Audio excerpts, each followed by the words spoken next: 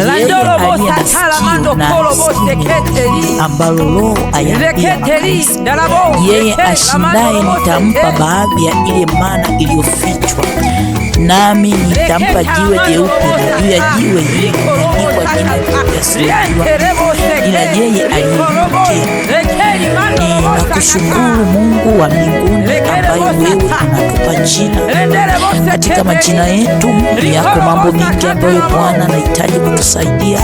Yako mambo mbalimbali ambayo Bwana yanahitaji amani yako na upendo wako utusaidie katika jina ambalo Bwana umetupa. Unasema unatupa jina, na jina hilo umesema ni jina ambalo hakuna awezaye kuliona, lakini hilo jina Bwana umesema ndani ya hilo jina kuna mambo mbalimbali, ziko siri mbalimbali ambazo zimefichwa katika jina. Jina hilo Bwana umesema unatupa ni jina neno la Mungu ni jina, na wewe ambaye unanisikiliza unahitaji kupata jina. Jina hilo ni jina ambalo litakusaidia, litakutambulisha. Jina lako ndani limeandikwa, na jina lako limeandikwa wapi? Kuna vitabu ambavyo kumeandikwa majina. Tunapoenda kulisema jina la Yesu katika wimbo huu unaosema jina la Yesu litukuzwe na jina la Yesu, omba kwa ajili ya jina lako, na mimi nitakuwa pamoja na wewe katika kusifu Mungu na katika kumwabudu Mungu na katika maombi.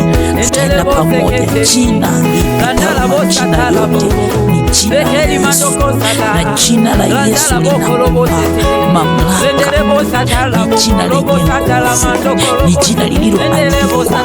Anakupa jina limeandikwa katika kitabu cha uzima cha mwana kondoo, au kitabu gani kilichoandika jina lako? Lakini kwa Yesu liko jina, ile jina lililoandikwa katika kitabu cha mwana kondoo aliyechinjwa. Ndiko ambako majina ya watakatifu wake, ndiko ambako jina alikoliandika, na jina nasema ni jina, ni neno la Mungu. Ile jina lako ni neno, ile jina lako linakutamka, ndani yake linatoa neno, na neno kazi yake ni kuumbwa, linaumbwa, linafanyika kwa mwili. Katika hilo jina kuumbika linaandikwa katika kitabu.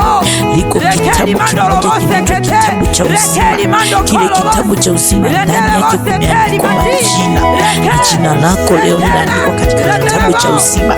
Yamkini umekuwa ukikutana na magonjwa, kumbe magonjwa yanatokana na hilo jina.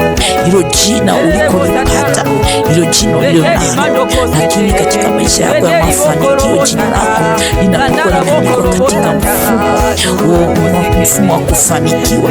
Ndipo ambako unakutana na hilo jina. Jina lako linakuwa linasema katika mafanikio. Jina lako linapaswa kuondolewa kutoka kwenye majina ya watu wasiofanikiwa na kuandikwa katika majina ya kufanikiwa.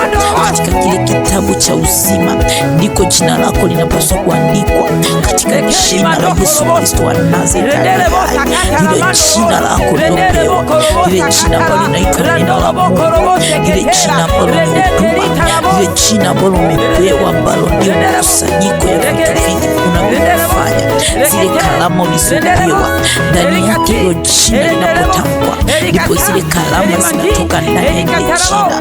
Mtu anapoitazama, anapolitazama katika kuliona, ndani yake lazima liwe na tafsiri. Hilo jina linapaswa kuwa na tafsiri. Tafsiri ya jina lako ni nini? Hilo jina tafsiri yake uko ndani, ndiko ambako unatoa tafsiri ya kile unachokifanya. Alipomzaa mtoto wake mmoja, akamsema wewe jina lako utaitwa utukufu wa Mungu umeondolewa. Mungu, ninakuja kwako, naomba toba na rehema kwa ajili ya msikilizaji na mtu wako na mtumishi wako ambaye Bwana alikuwa akipata mateso kwa ajili ya jina. Jina hili limefungiwa nini? Jina hili limeandikwa sehemu gani? lakini Yesu unaye sehemu moja peke yake ambayo umeandika majina ya watakatifu, umeandika katika kitabu cha uzima, kile kitabu cha mwana kondoo.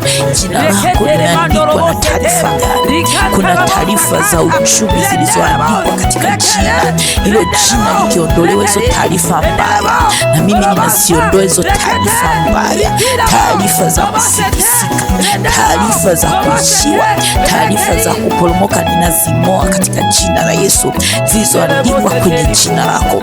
Ndani ya jina ni kama kitabu kikubwa kilichoandikwa maandiko mengi, ndani yake kinaandikwa nikosa talamando sekeimania kisa talamando kusikararamusete, katika jina la Yesu, katika damu ya mwana kondoo, katika jina la Yesu, hilo jina la mtumishi wako e Mungu, katika damu ya mwana kondoo, kisa talamando